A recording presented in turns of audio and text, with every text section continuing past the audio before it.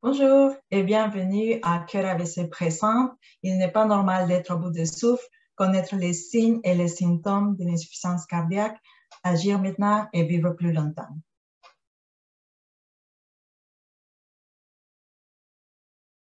Next slide, please.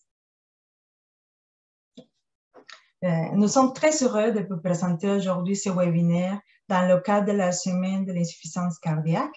Je m'appelle Elisabeth Obregon, je serai une des modératrices de ce webinaire.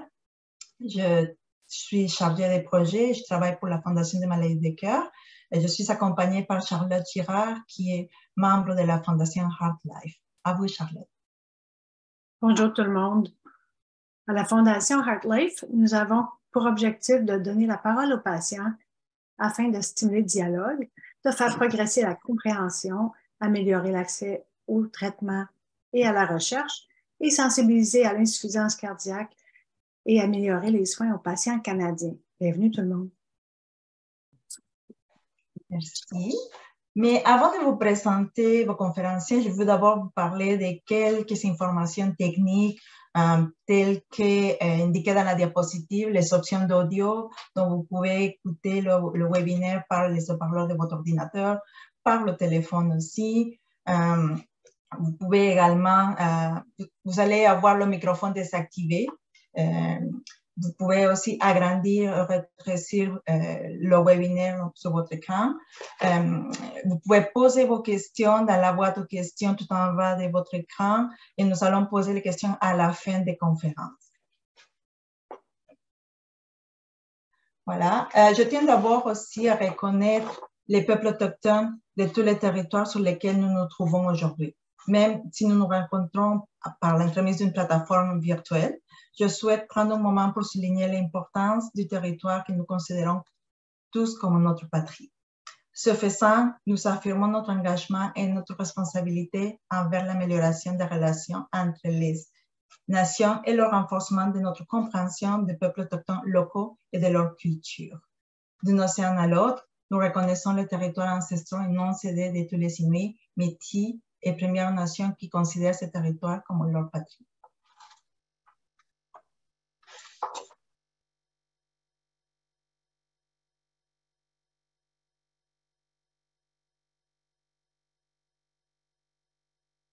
Désolée, j'étais en mute. Allons-y maintenant avec le webinaire. Donc, nous pouvons observer les objectifs. On va passer rapidement. Alors, nous aimerions maintenant explorer le parcours menant au diagnostic de l'insuffisance cardiaque en commençant par le point de vue d'un prestataire de soins de santé. Juste un petit moment, Charlotte, avant de présenter nos conférenciers, nous allons passer à notre petit sondage. On a un sondage, on a quelques questions. Je m'excuse. C'est moi qui s'excuse, je suis désolée. Ouais. Parfait. Donc, nous allons sonder un peu vos connaissances. Donc, avant de commencer le webinaire, donc, on a 4 questions à vous poser. Qu'est-ce qu'est l'insuffisance cardiaque? Donc, vous avez à faire un choix. Est-ce que c'est une maladie chronique causée par le fait que le cœur ne fonctionne pas comme il devrait ou par un problème au niveau de sa structure ou lorsque le cœur ne pompe pas suffisamment de sang pour répondre aux besoins de l'organisme ou lorsque le cœur est trop faible ou trop rigide ou toutes les réponses qui précèdent. Donc, on va donner quelques secondes pour que les personnes répondent.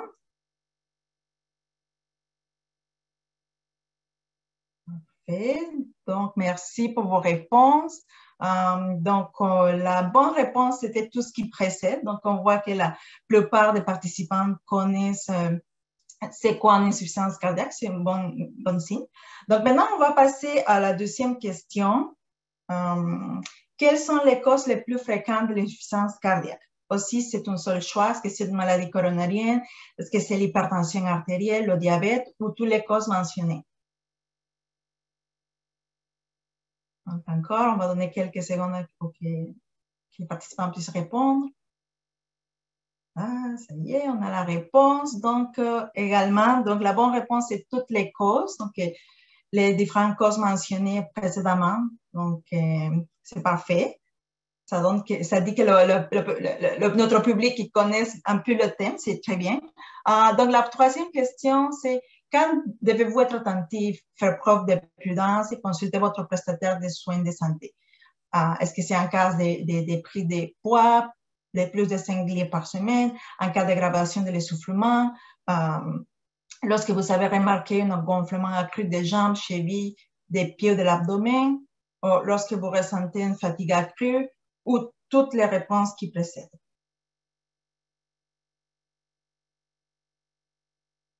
On va donner encore quelques temps.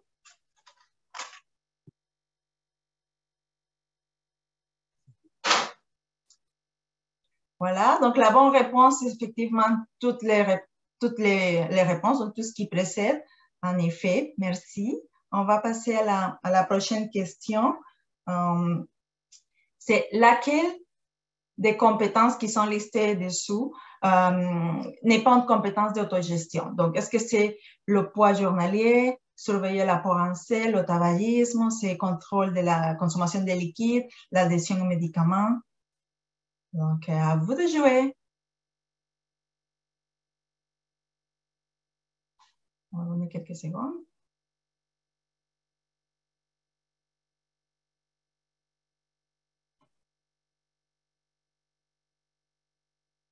Voilà. Et les réponses, c'est très mitigé. Je vois ça. Donc, la bonne réponse, c'est le tabagisme. On voit que c'est une 30% quand même de réponses. Donc, on va peut-être approfondir un peu plus, dans la présentation. Merci à tous d'avoir participé à ce sondage. Ça nous a permis de savoir où est-ce que vous êtes. Et nous espérons aussi que vous pourrez continuer à approfondir vos connaissances tout au long de ce webinaire. À vous, Charlotte. Désolée. Alors, il me fait plaisir de vous présenter Michel ainsi que Stéphanie Béchard, qui sont parmi nous aujourd'hui. Alors, Michel Raveclé, après ses études en génie industriel et avoir obtenu un MBA, Michel Raveclé a occupé plusieurs postes de haute direction dans les entreprises telles que le CN, KPMG, Uniselect. Il est marié depuis 46 ans. Il a 2 belles-filles, 3 petits-enfants. Et c'est un homme qui aime voyager. D'ailleurs, il revient du Mexique. Il joue régulièrement au golf et s'entraîne au programme du Centre EPIC. Au cours des dernières années, il a été impliqué dans de nombreuses campagnes de financement auprès de plusieurs organismes à but non lucratif et de compagnies théâtrales. Nous avons également Stéphanie Béchard. Stéphanie a obtenu un diplôme d'infirmière praticienne spécialisée en cardiologie de l'Université de Montréal en 2011. Elle partage sa pratique entre la clinique d'insuffisance cardiaque à l'hôpital Anna-Laberge ainsi qu'à la clinique du CHUM. Elle détient également un titre de chercheur clinicien au Centre de recherche du CHUM. Ses intérêts concernent principalement l'amyloïdose cardiaque et le développement des stratégies technologiques pour améliorer la prise en charge des patients d'insuffisance cardiaque. Bienvenue Michel et bienvenue Stéphanie.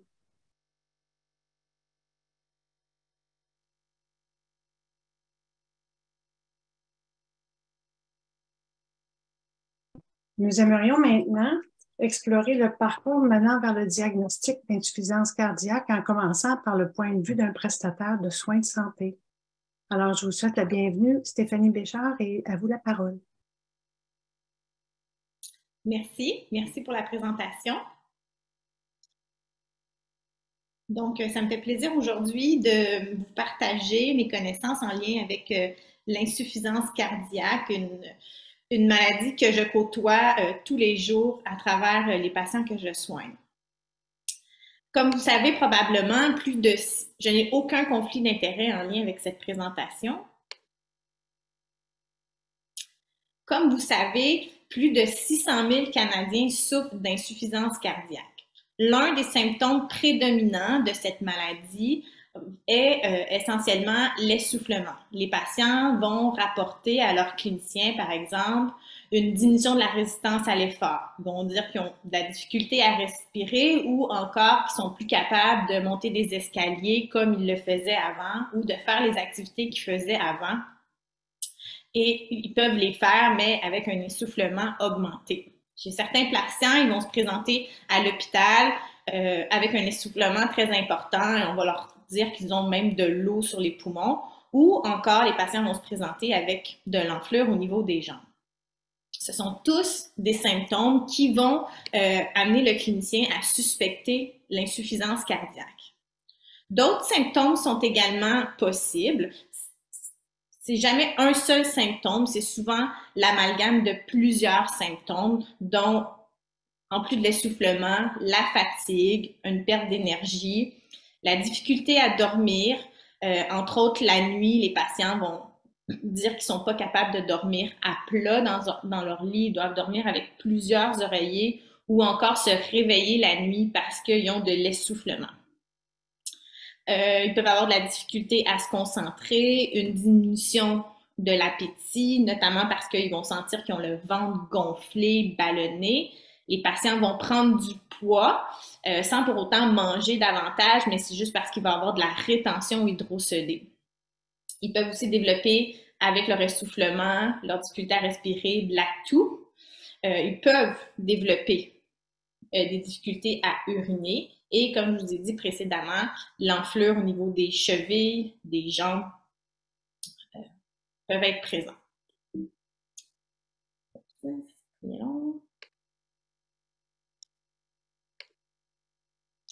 En tant que clinicien, tout patient qui présente une dyspnée et qui a plus de 50 ans, on devrait penser à l'insuffisance cardiaque et investiguer pour voir si le patient souffre de cette maladie. L'essoufflement est essentiellement l'un des premiers symptômes qui va nous amener les cliniciens à investiguer l'insuffisance cardiaque. Quoique dans la vie, souvent les patients insuffisants cardiaques vont nous parler qu'ils avaient les jambes enflées puis l'enflure des jambes, qui est également un symptôme de l'insuffisance cardiaque, mais qui est un mauvais signe pour faire le diagnostic parce que faut que les patients aient beaucoup de rétention hydrosodée pour développer de l'insuffisance de l'édème ou de l'enflure au niveau des jambes. Puis il y a aussi une panoplie d'autres causes qui peuvent causer l'enflure des jambes, notamment les thromboses, de faire un caillot dans une jambe, qu'on appelle la thrombose veineuse, l'insuffisance veineuse. La rétention hydrosodée, on peut aussi tous en faire un peu quand il fait chaud, si on a mangé salé. Et les effets secondaires de certains médicaments, comme par exemple l'amlodipine et le verapamil. Donc, il y a certains médicaments là, qui peuvent être responsables de faire enfler les jambes sans pour autant que les patients aient de l'insuffisance cardiaque. Alors, quand suspecter l'insuffisance cardiaque, il y a certains facteurs de risque. Il y a des patients qui sont plus prédisposés à développer de l'insuffisance cardiaque, notamment ceux qui ont des antécédents d'hypertension artérielle, ceux qui ont des antécédents de maladies coronariennes ou encore qui ont des valves cardiaques qui sont malades. Les patients diabétiques sont plus à risque. Ceux qui consomment de façon excessive de l'alcool peuvent développer aussi une insuffisance cardiaque secondaire à la prise d'alcool. Certaines chimiothérapies également peuvent causer de l'insuffisance cardiaque, notamment certaines chimiothérapies pour le cancer du sein. Les antécédents familiaux, il y a des causes héréditaires de l'insuffisance cardiaque, le tabagisme et, par exemple, l'hyperlipidémie, donc le cholestérol augmenté. Alors, on va aussi suspecter l'insuffisance cardiaque chez les patients qui vont nous mentionner avoir les symptômes dont je vous ai parlé précédemment. Le clinicien, quand il va examiner le patient, il va rechercher certains signes qui sont évocateurs de l'insuffisance cardiaque, comme par exemple les crépitants pulmonaires, avoir une tension veineuse jugulaire qui va être augmentée, le signe de reflux hépato-jugulaire, l'édème périphérique, des bruits cardiaques qui vont être anormaux, une pression artérielle abaissée ou encore une fréquence cardiaque augmentée. Donc, il y a certains signes cliniques qui vont amener le clinicien à suspecter l'insuffisance cardiaque.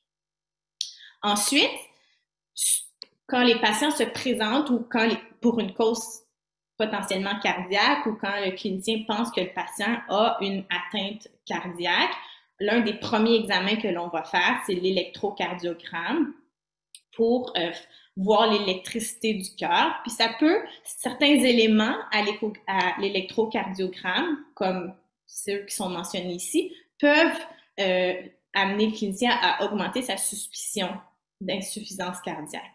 Et également la radiographie des poumons. Il y a des éléments à la radiographie pulmonaire, comme par exemple de voir que le patient a un cœur plus gros, qu'on appelle la cardiomégalie, ou finalement de voir des signes de surcharge pulmonaire ou de présence d'eau dans les poumons, comme des épanchements pleuraux. En présence de ces symptômes, de ces éléments-là, à la radiographie pulmonaire, le clinicien peut augmenter ses suspicions que son patient est atteint d'insuffisance cardiaque.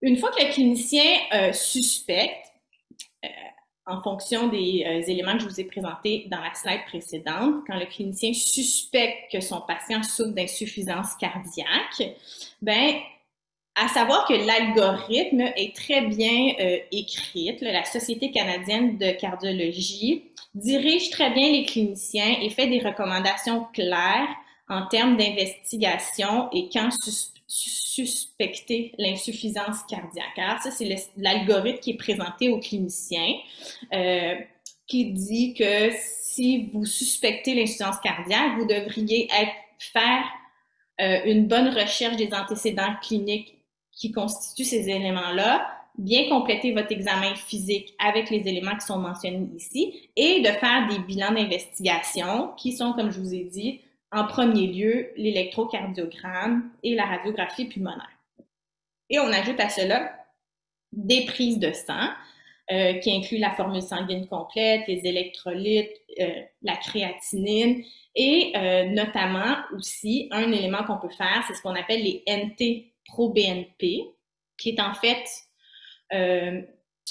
une hormone qui est sécrétée dans le cœur, puis cette hormone-là va être en quantité plus importante chez les patients qui souffrent d'insuffisance cardiaque, puis ceux qui n'en souffrent pas, les valeurs devraient être normales. Donc, peu importe où on est au Québec, règle générale, on peut avoir accès à ce qu'on appelle les NT-proBNP qui, finalement, on les a à l'aide d'une prise de sang. On fait une prise de sang au patient, on envoie ça au laboratoire, puis la Société canadienne de cardiologie nous donne une charte qui est la suivante, qui nous permet, à la lueur du résultat du patient, de soupçonner ou pas l'insuffisance cardiaque. Ensuite, ben, si vous suspectez, après avoir fait le cheminement, si le clinicien suspecte toujours que le patient souffre d'insuffisance cardiaque, donc on suspecte que le patient souffre d'insuffisance cardiaque, il faut l'examen de choix à faire par la suite, c'est ce qu'on appelle l'électrocardiogramme. Donc, on voit ici un peu dans l'image, mais on va venir mettre une sonde sur le cœur du patient, un peu comme pour les femmes enceintes, pour voir le bébé, mais là, on regarde le cœur et ça nous permet d'apprécier le muscle cardiaque et le professionnel, le médecin qui va faire l'échographie cardiaque va nous dire si le patient a justement une dysfonction ventriculaire. Et en présence d'une dysfonction ventriculaire, on va pouvoir dire, par exemple, que le patient souffre d'insuffisance cardiaque s'il a, par exemple, des symptômes associés. Et par la suite, le professionnel de la santé peut demander d'autres tests diagnostiques, comme par exemple une coronarographie ou une résonance magnétique, qui vont être des examens qui vont être plus poussés, qui vont souvent nécessiter que le patient se déplace dans certains centres hospitaliers spécifiques qui ont l'expertise de faire ces examens-là. Et ces examens-là, en fait, vont permettre de connaître ou vont tenter d'élucider quelle est la cause de l'insuffisance cardiaque.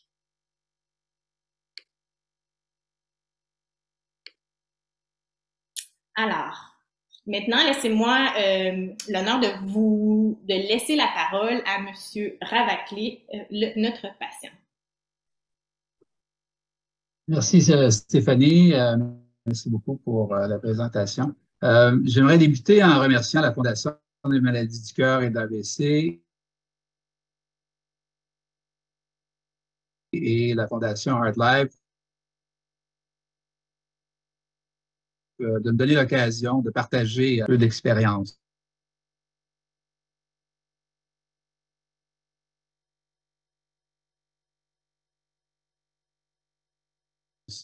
Aucun conflit d'intérêt relié à cette diapo. Et voilà. Oups. J'ai passé toute ma présentation d'un coup. Alors, tout a débuté par un examen annuel que mon médecin de famille me fait passer depuis plusieurs années, qui inclut un électrocardiogramme, un test à l'effort à tous les 2 ans et évidemment un bilan médical complet. Dans le cadre de mon travail, évidemment, dans les postes que j'occupais, on me demandait d'avoir un examen annuel pour vérifier justement ma condition de santé. Lors de cet examen, en 2014, on a détecté un bloc de branche gauche. D'ailleurs, Stéphanie en parlait il y a quelques minutes, qui est un problème de flux électrique dans le cœur. Évidemment, à l'époque, je n'avais aucune idée qu'est-ce que c'était et je n'avais aucune idée non plus qu'est-ce que d'insuffisance cardiaque représentait. Mon médecin de famille m'a fait passer avec un médecin spécialisé, un cardiologue, en fait, un premier échocardiogramme qui devait être à l'effort. Cependant, le cardiologue a arrêté le test simplement en faisant un échocardiogramme au repos. Il voyait une fraction d'éjection à 15 %, c'est-à-dire la capacité de mon cœur qui, normalement, devait propulser entre 55 et 60 % du sang dans le corps, était à 15 % selon lui. Encore une fois, j'essayais de comprendre la gravité, mais le cardiologue m'a fait comprendre que c'était très sérieux. Mon médecin de famille, de nouveau, m'a fait rencontrer un cardiologue qui s'adonnait à travailler à l'Institut de cardiologie de Montréal et qui faisait une clinique externe. En voyant les résultats préliminaires, il m'a fait hospitaliser immédiatement pour vérifier justement quelles étaient les causes de cette fraction d'éjection très faible. On m'a fait passer un nouvel échocardiogramme qui montrait que ma fraction d'éjection était à 20 %, rien de plus rassurant que la première. Une imagerie de résonance magnétique pour voir si j'avais un problème de structure au niveau de mon cœur et une coronarographie pour vérifier si j'avais des blocages. On m'a fait passer d'autres tests pour vérifier si j'avais des problèmes de valves. Donc, après quelques jours d'hospitalisation, on m'a donné une liste de médicaments à prendre, des bêta-bloquants et d'autres médicaments pour contrôler et essayer de réduire l'impact et l'évolution de cette maladie. Donc, ça, c'était dans un premier temps. Au cours de la première année, après 12 mois, j'étais passé d'une fraction d'éjection de 20 % à 35 %. Une amélioration, mais quand même loin du 55 à 60 % qu'une personne normale expérimente. Mon cardiologue m'a recommandé d'installer un stimulateur cardiaque en 2015 qui m'a grandement aidé. Tantôt, je vous parlerai des résultats justement de ce changement-là. Si je peux me permettre, je vais vous parler des causes puis des symptômes que j'ai expérimentés. J'ai une deuxième maladie chronique, soit le diabète de type 2, depuis un peu plus de 20 ans.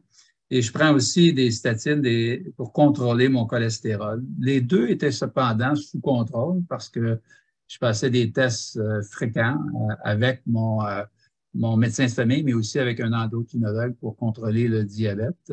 Donc, c'était quand même stable lors de cette année-là, 2014.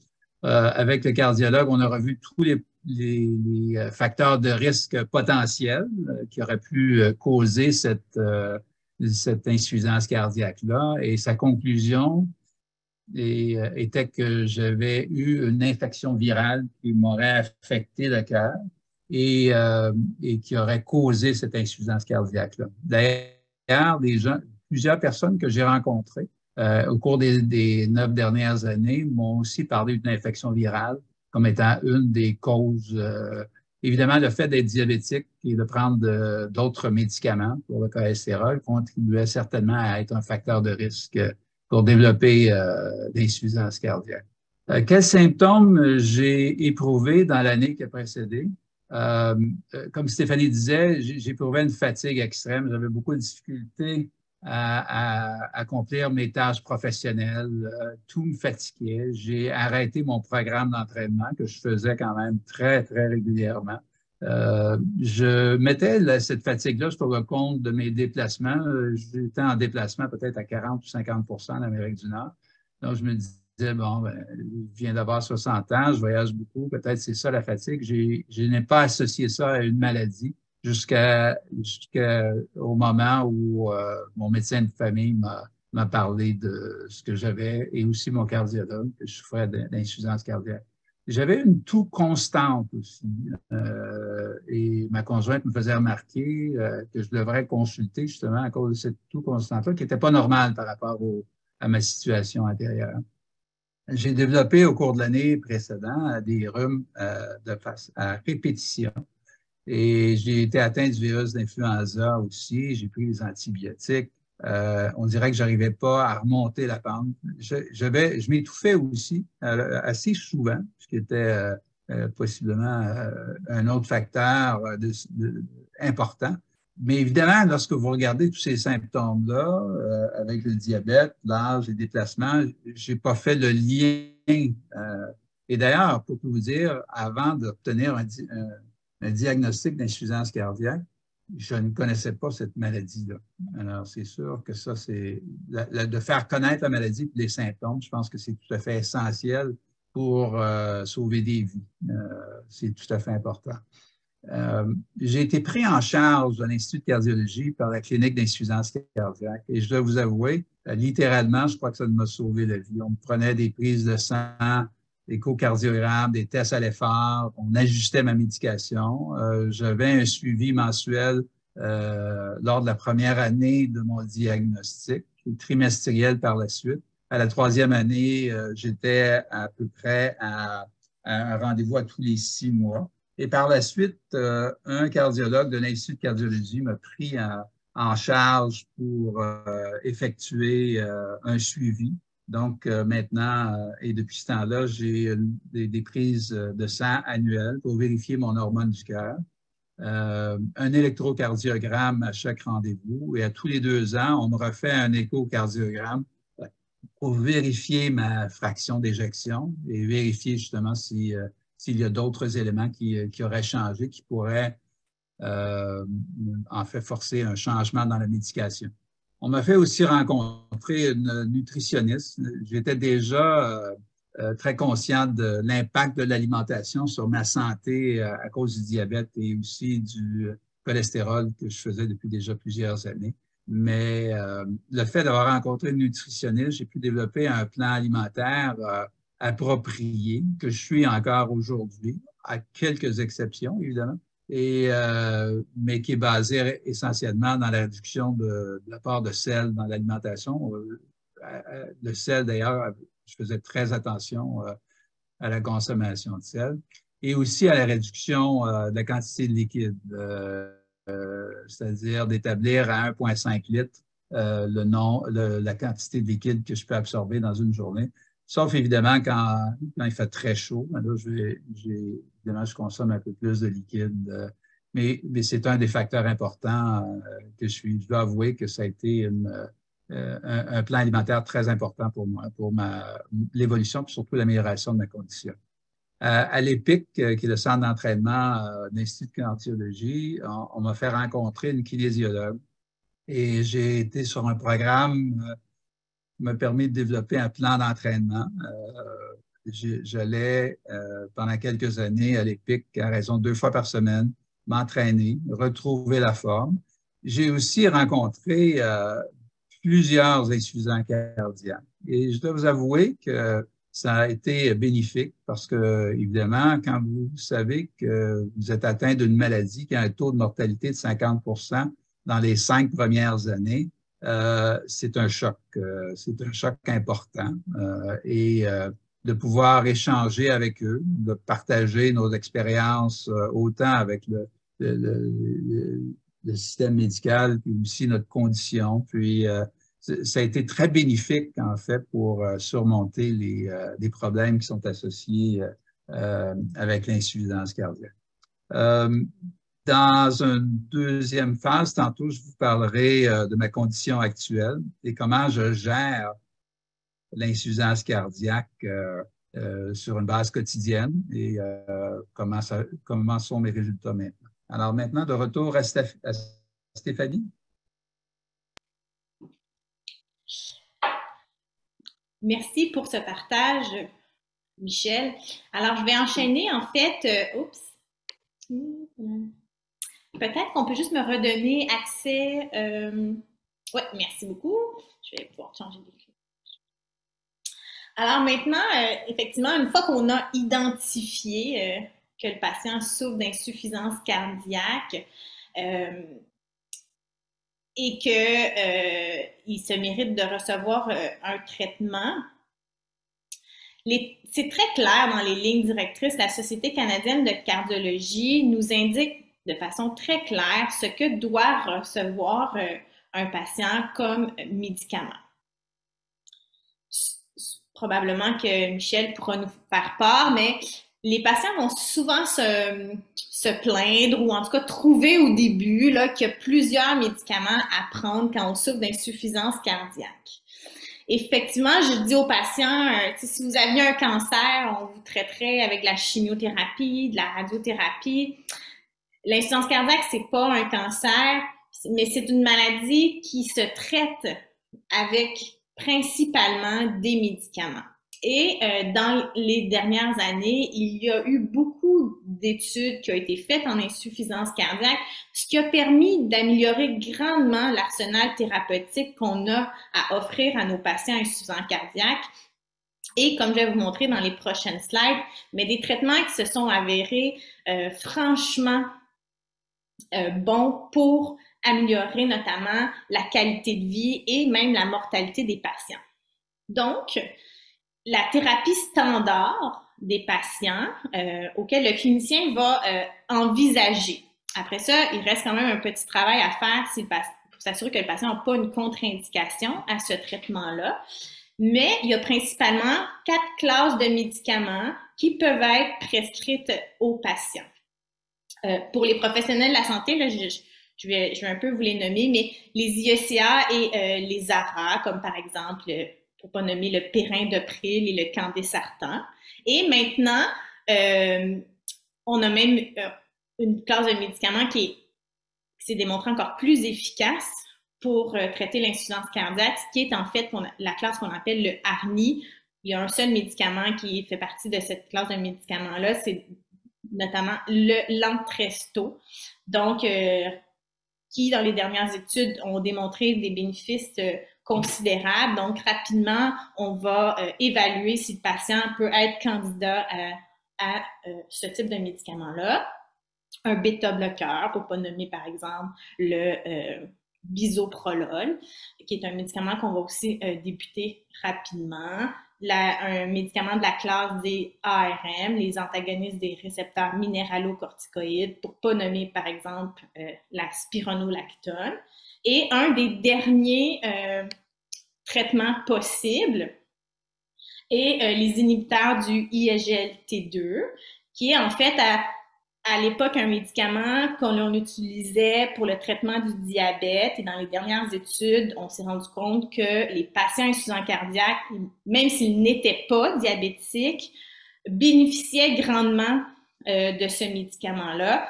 Les raisons pourquoi ils en bénéficient restent même encore à connaître parce qu'on donne maintenant un traitement pour le diabète à des patients qui ne sont pas diabétiques, mais les études ont démontré que les patients évoluaient plus favorablement lorsqu'on leur donnait ce médicament-là. Donc, le patient va recevoir un médicament de chacune des classes que je viens de mentionner. En plus de ces médicaments, souvent pour traiter son cholestérol, pour traiter son hypertension, peut-être un problème de prostate, ce qui peut faire en sorte effectivement que les patients vont se retrouver avec plusieurs médicaments à prendre. L'insuffisance cardiaque, c'est pas une maladie nouvelle, hein, ça existe depuis toujours. Puis effectivement, je vais pas vous énumérer, mais c'est juste pour vous prendre conscience que depuis longue date, comme les années 1986, là, je venais tout juste de naître, il y a eu une panoplie d'études qui a été faite chez les patients à insuffisance cardiaque, ce qui fait en sorte que l'arsenal thérapeutique pour ce type de clientèle-là est quand même considérable, mais c'est aussi à savoir que c'est des études qui ont été faites avec un grand nombre de patients avec des résultats qui sont, somme toute, considérables. Je vous montre ici un graphique pour ceux qui sont habitués ou un peu moins habitués, mais ce que je veux vous démontrer, c'est que ici, ça, c'est les classes de médicaments que je vous ai mentionnées précédemment. Puis quand on regarde la mortalité, hein, parce que quand on prescrit des médicaments aux patients, on veut que ça améliore leur qualité de vie, mais on veut aussi surtout que ça diminue la mortalité. On veut que les patients, quand on leur donne un médicament, ils meurent moins. Donc, chacune des classes de médicaments a démontré une diminution de la mortalité. C'est pour ça que les cliniciens croient au traitement pharmacologique pour l'insuffisance cardiaque et vont tenter autant que possible que les patients puissent adhérer au traitement, mais aussi que les patients prennent bien leurs médicaments. Mis à part les médicaments, il y a aussi plusieurs traitements non pharmacologiques, mais à savoir que les patients, pour bien évoluer, vont avoir besoin à la fois de leur traitement pharmacologique, leurs médicaments et de respecter, d'adhérer aux traitements non pharmacologiques. Les traitements non pharmacologiques sont notamment la limite de liquide. Comme rapportait Michel, hein, on fait rencontrer les patients à une nutritionniste pour que le patient puisse arriver à contrôler ses liquides, une limite de liquide qui peut être entre 1,5 à 2 litres. Ça va être ajusté en fonction du patient. Le clinicien va suggérer la limite de liquide, la restriction en sel, d'éviter d'ajouter du sel à la salière, par exemple, d'éviter de manger des aliments salés. On va aussi conseiller aux patients de se peser tous les jours, surtout au début de la maladie, le temps qu'il soit bien, qu'à la fois on ait bien ajusté les médicaments, mais aussi que le patient puisse bien connaître ses symptômes puis être capable d'autogérer ses symptômes. On va demander aux patients de se peser tous les jours parce qu'on sait que la prise de poids peut être un indicateur que l'insuffisance cardiaque est mal contrôlée. L'exercice physique, comme Michel a rapporté, on va chez certains patients les référer, par exemple, à un centre d'exercice physique comme l'EPIC, mais il y en a aussi notamment dans des centres de la Rive-Sud où les patients vont être entraînés avec un kinésiologue qui connaît bien l'insuffisance cardiaque et qui va être en mesure de donner les bonnes recommandations en lien avec l'exercice physique et ce que peut faire le patient atteint d'insuffisance cardiaque. Comme je dis à mes patients, les muscles, c'est comme la neige c'est comme de la neige au soleil. C'est important de bien les entraîner. Le cœur est plus faible, mais il faut garder le reste de la musculation à son maximum pour finalement un peu compenser le fait que le patient a un cœur affaibli. La vaccination, des patients qu'on va suggérer les vaccinations pour l'influenza, le pneumocoque, puis maintenant la COVID. La cessation tabagiste, diminuer la consommation d'alcool. Comme je vous ai dit précédemment, l'alcool peut être une cause d'insuffisance cardiaque chez certains patients. On va enseigner aux patients comment surveiller ces signes et ces symptômes de décompensation pour qu'ils soient rapidement capables d'identifier une décompensation imminente et qu'ils puissent soit contacter un professionnel de la santé qui va ajuster son traitement ou certains patients vont même avoir des plans d'action pour traiter cette surcharge de volume-là, par exemple, quand il se présente. Un suivi multidisciplinaire, Michel l'a aussi mentionné, hein, il a vécu la clinique d'insuffisance cardiaque qui se veut, dans la majorité des cas, des cliniques multidisciplinaires avec une infirmière, une nutritionniste.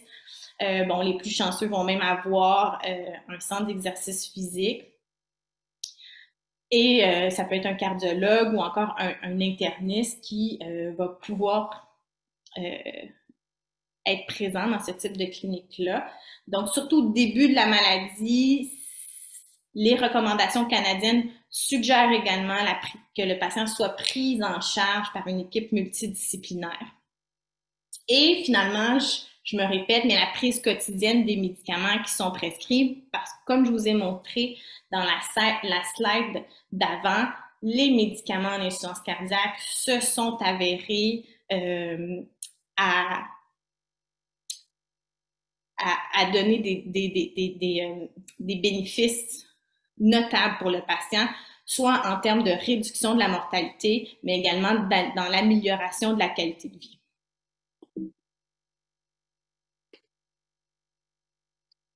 Maintenant, quand on voit un patient qui, somme toute, semble moins bien compensé de son insuffisance cardiaque ou présente des signes et des symptômes d'insuffisance cardiaque mal contrôlés, ben, le clinicien, mais également le patient, peuvent un peu revoir certains éléments qui pourraient expliquer pourquoi il y a une décompensation.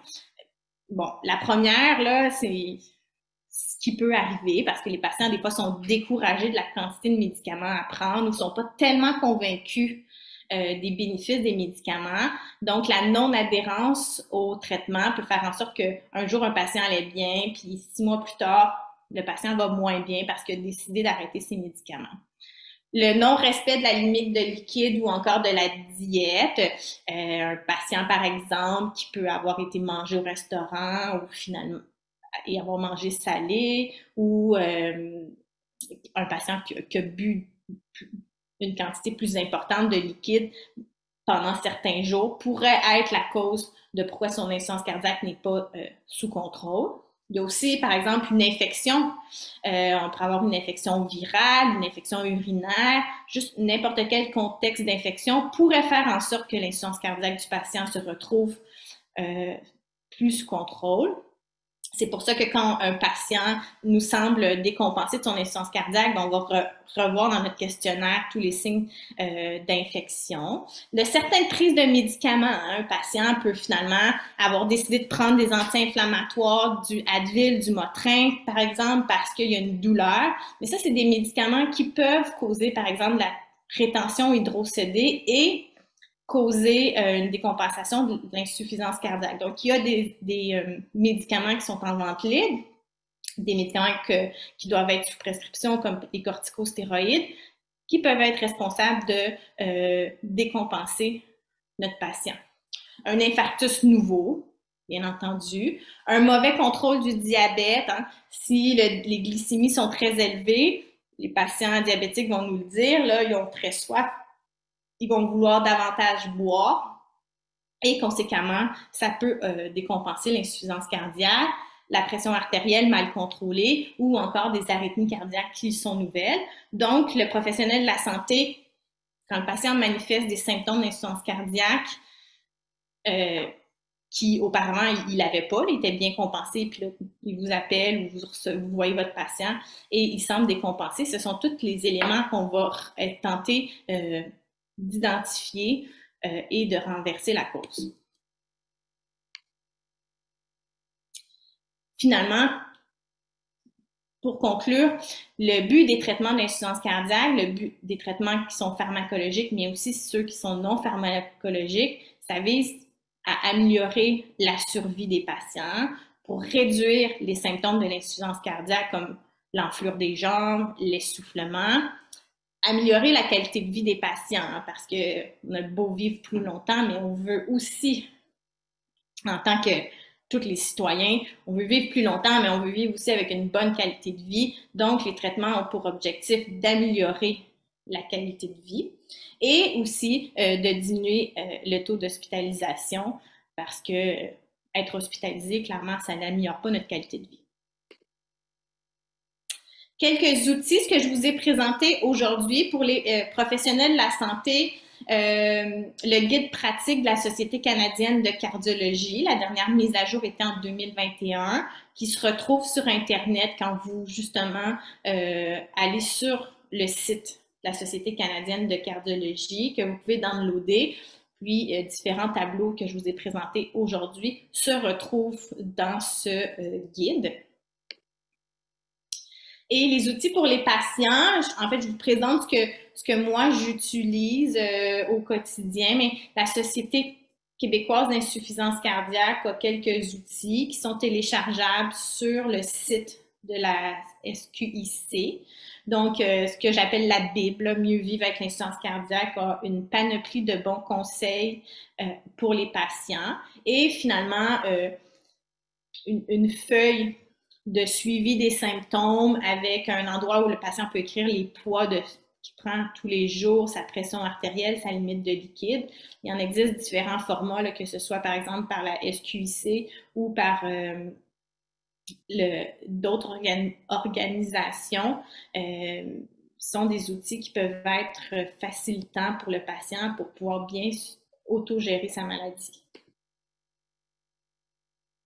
Et le dernier, en fait, que je voulais quand même, très important, c'est que faire de ma médication pour l'insuffisance cardiaque lorsque je suis malade. Donc, une fiche qui est téléchargeable, encore une fois, sur le site de la SQC, mais quand les patients sont malades, par exemple, ils ont une gastro ou une indigestion alimentaire, ils ne s'alimentent pas pendant plusieurs jours, il y a des médicaments pour l'insuffisance cardiaque qui doivent être mis en stand-by, qui doivent être arrêtés les jours de maladie. Et dans cette fiche, justement, il y a tous les conseils et quel type de médicaments qui doivent être suspendus une courte durée, le temps que le patient ne s'hydrate pas ou très peu. Voilà. Maintenant, je vais laisser conclure la séance avec Michel. Merci beaucoup, Stéphanie. Je confirme d'ailleurs que le guide sur comment mieux vivre avec l'insuffisance cardiaque a été pour moi très bénéfique pour apprendre justement comment vivre et adapter mon rythme de vie et aussi tous les conseils que j'ai reçus au cours des années sur l'insuffisance cardiaque. Laissez-moi vous parler comment j'ai géré, comment je gère l'insuffisance cardiaque quotidiennement, puis comment je reconnais les symptômes aussi de cette maladie. En 2014, lorsque j'ai eu cet épisode, en fait, ce diagnostic d'insuffisance cardiaque, j'ai dû mettre fin à mes activités professionnelles. En fait, je me déplaçais beaucoup en Amérique du Nord, à peu près à 50% du temps, j'étais sur la route, en avion quelque part. Évidemment, j'étais interdit et de conduire au début et aussi de prendre un vol aérien pendant 2 ans et demi à peu près. Donc, c'était impossible pour moi d'exercer mon travail. Suite à ça, au cours des années, j'ai mis fin à mon travail, j'ai pris ma retraite et évidemment, j'ai changé considérablement mon rythme de vie, moins de stress, moins d'activités qui pouvaient m'épuiser. J'ai adapté considérablement, encore plus qu'auparavant, mon programme d'alimentation et mes niveaux d'activité, moins d'intensité en fait à ce niveau-là, mais quand même, je suis resté toujours actif avec un programme d'entraînement à l'EPIC, garder mes activités de golf et autres activités, beaucoup de marches et j'ai depuis 2017 repris les voyages jusqu'à la pandémie évidemment. Mais là, on reprend, ma conjointe et moi, nos voyages pour justement profiter au maximum de mon temps. J'ai reçu des conseils précieux et à la fois de la clinique d'insuffisance cardiaque, mais de tous les membres de l'Institut de cardiologie. Je dois vous avouer, ils ont tous pris le temps de répondre à mes questions. Pour ceux qui me connaissent, vous savez qu'est-ce que je fais? Je fais une liste de questions, souvent interminables, à poser pour connaître qu'est-ce que c'est l'insuffisance cardiaque, les symptômes, qu'est-ce que je dois faire pour m'améliorer. Et je dois avouer qu'ils ont répondu à toutes mes questions. Et je l'en remercie. Et je crois que tous les insuffisants cardiaques devraient avoir cette chance-là d'être en contact avec une clinique d'insuffisance cardiaque. J'ai reçu un soutien constant de ma conjointe, mes enfants, mes amis, tout au long du processus. Ça met beaucoup de stress sur nous, mais ça met beaucoup de stress sur notre famille aussi. Et évidemment, on a participé à des activités conjointes, ma conjointe et moi, sur l'insuffisance cardiaque pour apprendre un peu mieux qu'est-ce que c'était, comment gérer ça, puis échanger aussi avec d'autres insuffisants cardiaques. À ne pas négliger, on a parlé beaucoup de l'aspect médical, mais il y a aussi l'impact psychologique. On se sent beaucoup plus vulnérable lorsqu'on est atteint d'insuffisance cardiaque. Le taux de mortalité est quand même très élevé aussi. J'ai rencontré à l'EPIC des gens qui avaient 30 ans, comme des gens qui avaient 80. Donc, il y avait beaucoup plus de gens de 60 ans et plus, évidemment, mais j'ai été surpris de voir des gens de 30, 40, 50 ans qui étaient atteints d'insuffisance cardiaque. Et je dois vous avouer que c'est un choc pour tout le monde. C'est un choc, comme je vous dis, psychologique pour nous, les insuffisants cardiaques, et pour notre famille aussi. Et j'ai rencontré plusieurs personnes avec l'insuffisance cardiaque qui présentaient aussi une autre maladie chronique, comme moi, avec le diabète, mais d'autres qui avaient de l'hypertension, qui avaient fait un infarctus, qui avaient des problèmes de valves, qui avaient des problèmes. Donc, souvent, en tout cas, je ne sais pas si c'est la norme, mais j'ai rencontré plusieurs personnes qui, justement, avaient plus d'une maladie chronique avec l'insuffisance cardiaque. Aujourd'hui, je fais un suivi annuel avec mon cardiologue, électrocardiogramme, à tous les 2 ans, l'échocardiogramme, la prise de sang, vérifier mon hormone du cœur, ma fraction d'éjection. Et pour le diabète, avec mon endocrinologue qui vérifie constamment mon niveau de glycémie et qui permet justement de bien contrôler. J'ai toujours mes tests annuels avec mon médecin de famille et je transmets aussi à distance des données sur mon stimulateur cardiaque. D'ailleurs, à cet effet-là, il y a 2 ans, j'ai eu un épisode d'arythmie qu'ils ont détecté. J'ai rencontré mon cardiologue. Je prends déjà des médicaments. Je dois dire que tous les médicaments auxquels faisait référence Stéphanie, je les prends et je les prends depuis 9 ans de façon religieuse. Et je continue toujours la médication. L'arythmie a été pendant quelques mois et s'est arrêtée par la suite. Suite à cet épisode-là, mon cardiologue m'a recommandé de m'acheter une montre intelligente avec une fonction ECG, oxygénation, fréquence cardiaque pour vérifier. Et je lui envoie, évidemment, c'est une indication, ce n'est pas un véritable ECG, évidemment, en clinique, mais ça donne quand même une indication si j'ai des fluctuations ou de la fibrillation auriculaire. Et je lui envoie les résultats à l'occasion. Il me dit si oui ou non ça fonctionne, si on doit se rencontrer au nouveau. Alors, je pense que ça, c'est un outil supplémentaire qu'on m'a donné qui était très intéressant.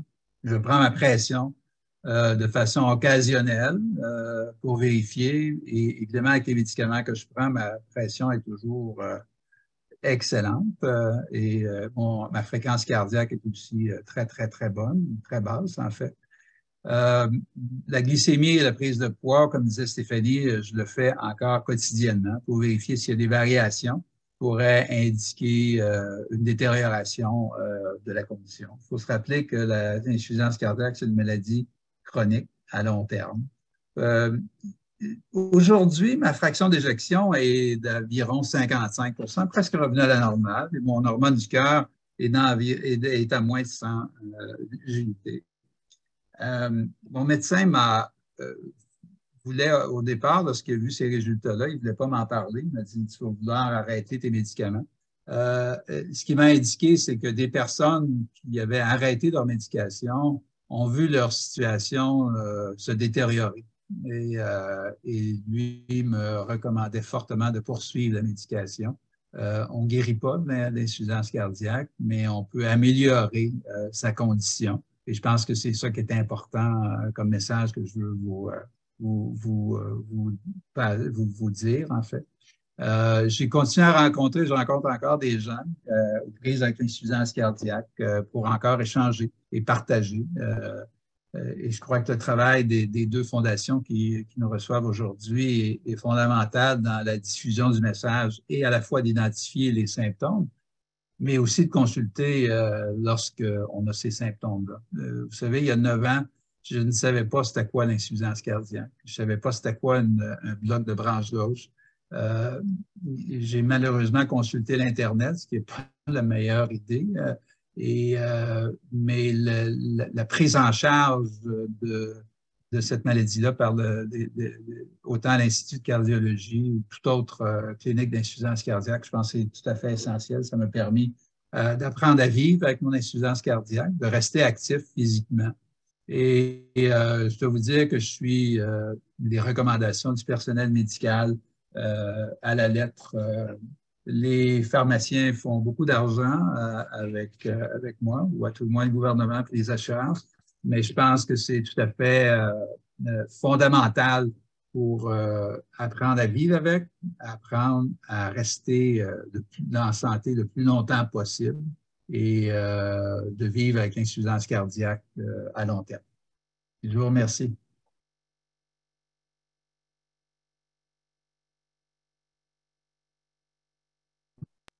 Nous voilà déjà rendus à la période de questions. Mais je débute par vous. Je veux d'abord remercier Michel et Stéphanie pour vos présentations fort intéressantes. Vous avez maintenant la possibilité de nous envoyer vos questions par écrit dans la fenêtre de flavardage, mais je vais débuter. Alors, je vais débuter avec une question à nos deux panélistes et je vais je vais vous inviter à un de vous deux à répondre aux questions. Alors, ma première question est, quelles sont les choses qu'une personne peut faire pour prendre soin d'elle-même lorsqu'on lui a diagnostiqué une insuffisance cardiaque? On y va avec Stéphanie? Oui. Donc, ce que peut faire une personne pour prendre soin d'elle lorsqu'elle souffre d'insuffisance cardiaque, au risque un peu de me répéter, mais puis Michel, je pense que vous pourrez compléter, là. C'est sûr qu'avec mon chapeau de clinicien, je dirais, dans un premier temps, c'est de suivre les recommandations de son clinicien. Michel, il l'a très bien dit, là, ça fait beaucoup de médicaments à prendre, mais somme toute, les cliniciens sont à ce stade-ci convaincus que les médicaments pour l'insuffisance cardiaque ont des bénéfices à court et à long terme.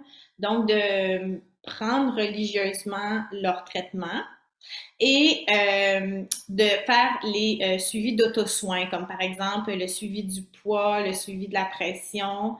Et même si ça fait 9 ans qu'on souffre d'insuffisance cardiaque, Michel l'a très bien démontré, il continue à faire ses auto-soins à la maison. Donc, je pense que ça fait partie de la clé du succès. Puis, en fait, on le voit avec Michel. Je ne sais pas si vous auriez quelque chose à ajouter. En fait, je pense que c'est tout à fait fondamental, continuer la médication, suivre les directives du personnel médical. Je pense que c'est tout à fait important. Puis être à l'écoute de soi-même, c'est-à-dire s'il y a des symptômes qui se développent, d'aller chercher de l'aide tout de suite. Je pense que ça, c'est important. Alors, j'ai une deuxième question, mais je m'adresse à Michel. Quels sont les mécanismes d'adaptation utiles pour les familles et les soignants afin de prévenir les sentiments d'accablement lorsqu'ils s'occupent d'un être cher souffrant d'insuffisance cardiaque? En fait, la première année est, disons, le mot pénible, et pour nous comme insuffisants cardiaques, mais aussi pour nos conjoints, notre famille et autres. Je pense que dans mon cas, j'ai eu un soutien indéfectible de leur part pour m'aider à passer à travers. L'aspect, comme je vous dis, psychologique est important. Et lorsqu'on ne voit pas de résultat d'amélioration, là, c'est un impact. Et sur nous et sur eux. Je pense qu'on a passé à travers, ma conjointe et moi et mes enfants, à travers ça. Et on s'est très bien adapté, mais ça a pris, je dirais, 12 à 18 mois d'adaptation avant de voir ce que j'appellerais la lumière au bout du tunnel. D'accord.